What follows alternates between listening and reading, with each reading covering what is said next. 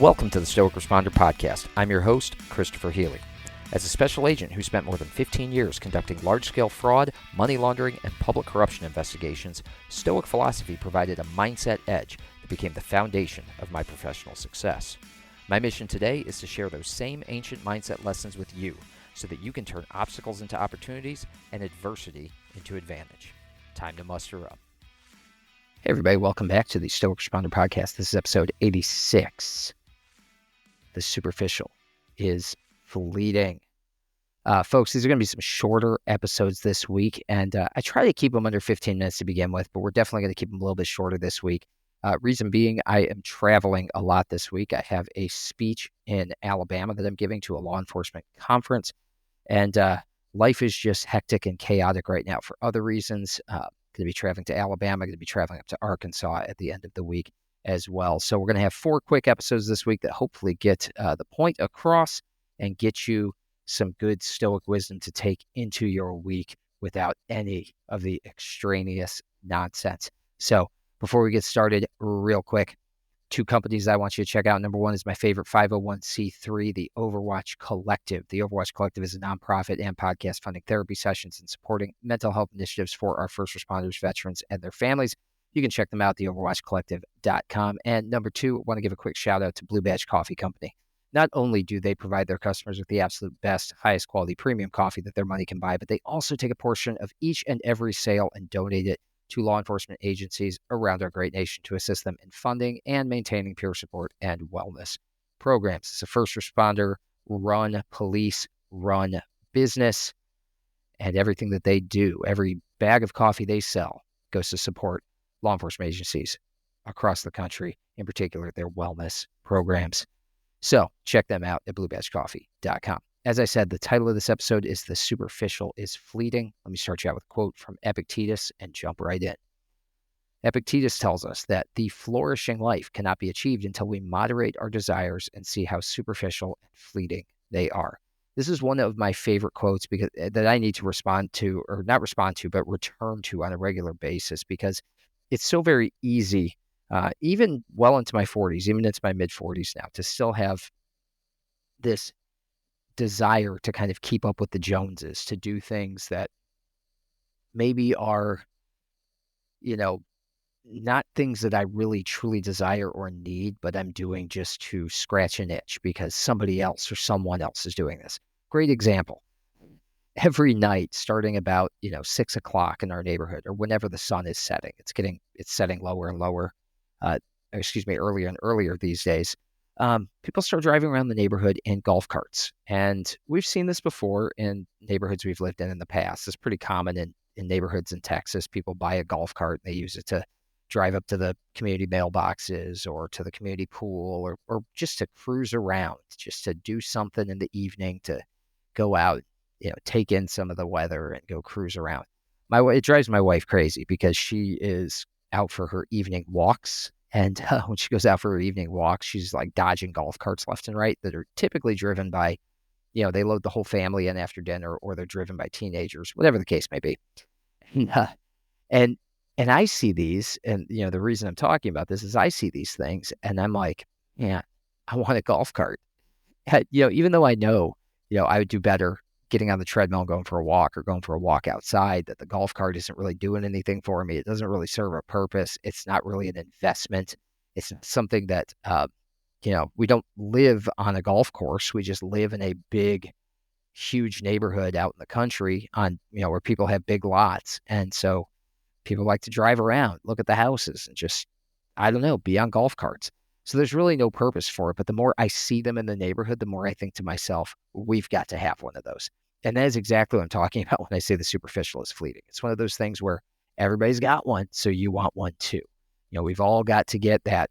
All the people walking around with that Stanley mug, they all had to have it because somebody else had it. And that's the way that we are wired as human beings.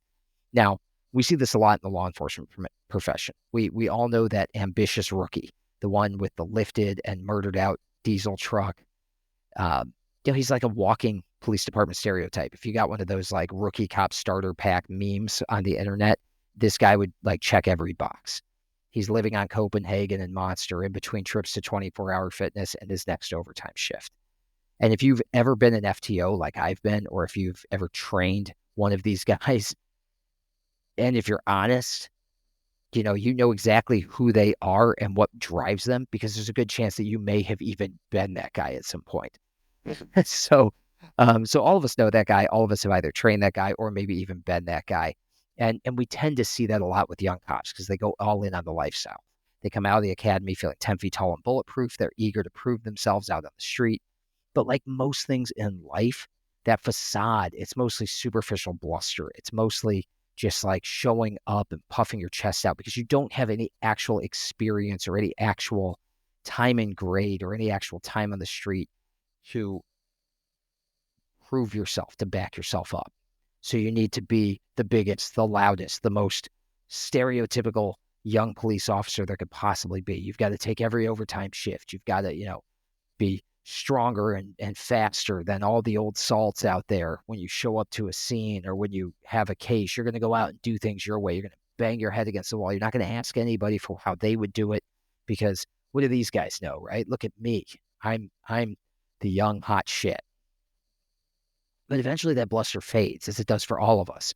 And we start to moderate our passions. We start to settle into the ups and downs of a long career, right? We don't live and die with every shift the same way that we did when we were fresh out of the academy. Thank God, right? That all fades. And a lot of it for people, it fades when they get married, when they have kids, when they start realizing that this is a career, not a lifestyle. It can have elements of a lifestyle. There are certain things that we carry from on the job, off the job, and how we act and how we do things. But, there's just a way that we act early in our careers that is mostly bluster. And once that bluster starts to get replaced with experience, starts to get replaced with time and grade, starts to get replaced with, oh, wow, I guess maybe my FTO did know what he was talking about. Or I guess, they aren't all full of it. Like, maybe I don't know everything. We start to mellow. We start to moderate. Maybe it starts to mellow and moderate when we get married or when we, settle down, when we have kids, when we stop working midnights and stop working those weekend shifts because we're getting that extra night differential or Sunday pay on our paycheck because we want to be home. We want to do a 9 to 5. We want to do things at a more work-life balance friendly pace. But eventually we all kind of moderate. That bluster, that superficial bluster fades away.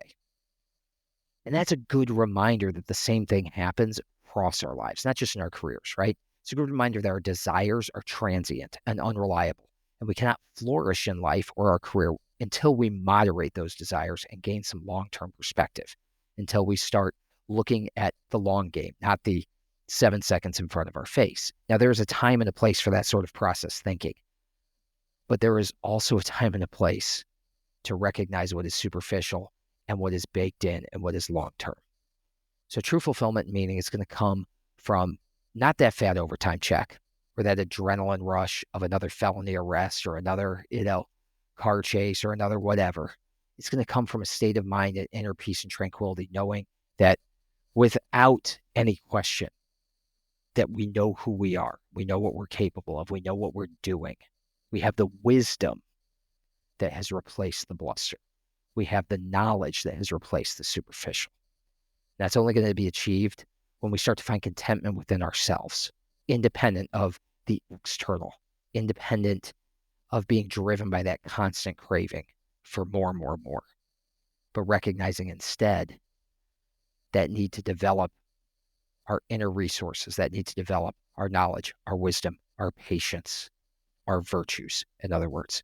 So I love that image of the Rookie Cop starter pack. You can just Google that and you're going to see a bunch of guys. If you look around your department, your agency, you're going to see a bunch of guys who check all those boxes. Those guys are good coming out of the academy. They're nice to have with you on the search warrant once in a while. But whenever I had those guys coming in, if I had one who was worth a damn, I'd take him under my wing. And I tried to teach him, hey, listen, we can be hard chargers. We can be good agents, but it's a long career. So you got to pace yourself. You can't go all in all the time on everything. You got to pump the brakes. You got to go slow. You got to learn to walk before you can run. It's the ones who want to run right out of the gate that run into trouble eventually. And all that superficial bluster gets them in trouble. Instead of letting that fade, instead of moderating those passions, settling in for the ups and downs of a long career. So think about that across your life, across what you do with your life. And apply that same lesson to everything. As I said, Epictetus said, the flourishing life cannot be achieved until we moderate our desires, until we see how superficial and fleeting they are. I'm not saying that wisdom necessarily comes with age, that comes with experience, but we can accelerate that process a little bit by being cognizant of it, by recognizing where we are chasing the superficial and pulling back a little bit and asking ourselves, can I moderate my desires here? How superficial am I being? Is this desire to get the golf cart or to get the whatever, to get the boat, to get whatever it is that my friends have or neighbors have, to do all of the things all at once, to take on all the collateral duties and learn all the things, to become the firearms instructor, to become this, to become that. My desire to chase and go after all that thing, all those things. Take a breath, take a beat, settle in, recognize how superficial and fleeting these things are, moderate our desires, and start seeing some long-term perspective. All right, folks, ask yourself this as your journal prompt for the day. Sit down, write this down. What am I clinging to that is superficial and fleeting? What desire am I holding on to that I could draw back from and get some long-term perspective on? All right, folks, as I said, I've got 3 more episodes for you this week. They're going to be quick hits. Got to hit the road, got to do some traveling. But if you want to support this podcast, if you're enjoying it, a couple of things that you can do is you can pick up a copy of my book, In Valor 365 Stoic Meditations for First Responders. It's available on Amazon, Barnes & Noble, or anywhere you get your books.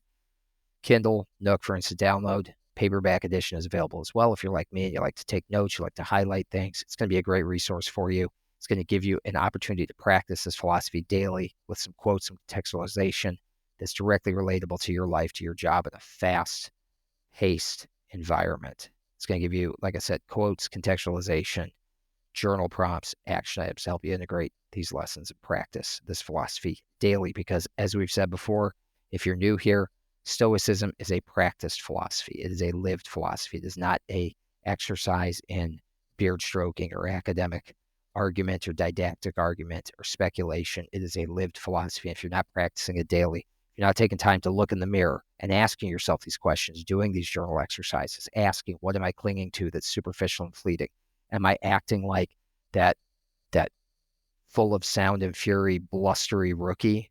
Or am I operating with wisdom with a view on the long term? If you're not having those conversations with yourself, it's easy for us to get caught up in the day-to-day. So it's a lived philosophy, and this book's going to give you an opportunity to practice that lived philosophy. Number 2, if you haven't already done so, subscribe to the Substack, thestoicresponder.substack.com for free. You'll get all 4 episodes in your inbox every week. And when I'm not traveling, when I have time to sit down and write, you're going to get my Stoic newsletters, leadership, personal development tips as well if you sign up at thestoicresponder.substack.com. And finally, like, share, and subscribe this podcast so that others can find out about what we are doing here and get a little bit of Stoic knowledge in their lives as well.